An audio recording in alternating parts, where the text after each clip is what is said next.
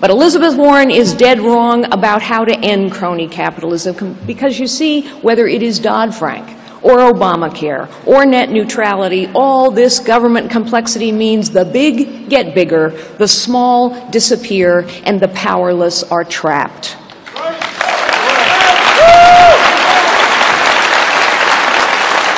We are now destroying more businesses than we are creating for the first time in U.S. history. Most Americans get their start the way I did, in a small business. The dry cleaners, the taquerias, the coffee shops, the hairdressers, and the real estate firms of American Main Street create most of our new jobs and employ half our people. So if we want more jobs, we need more small businesses.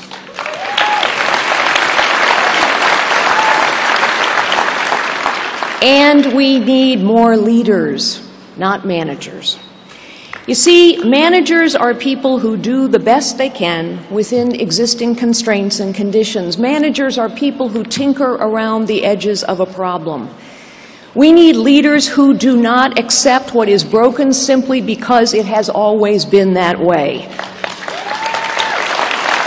We need leaders who will change the order of things, leaders who see and seize possibilities and know that the highest calling of leadership is to unlock the potential of others.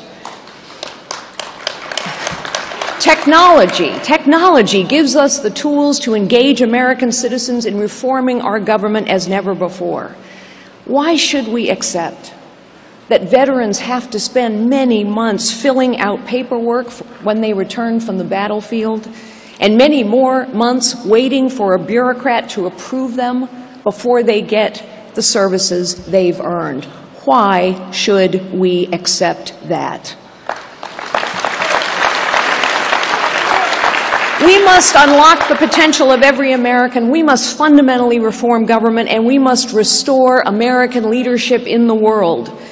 I know Bibi Netanyahu, and as I sat in his office 5 years ago, he spoke then of the dangers posed by Iran. He travels here next week not to offend our president, but to warn the American people that our president's insistence on a deal with Iran at any cost is a danger to the world.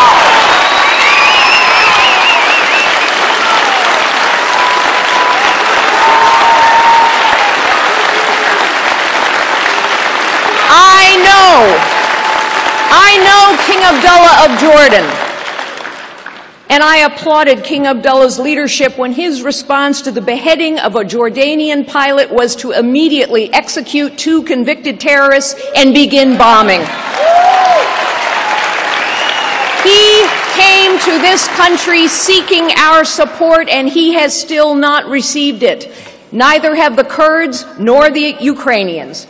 And when the Egyptians bombed targets in Libya in response to the beheading of 21 Christians, this administration stood silently by and neither condemn nor condone Egypt's forceful response.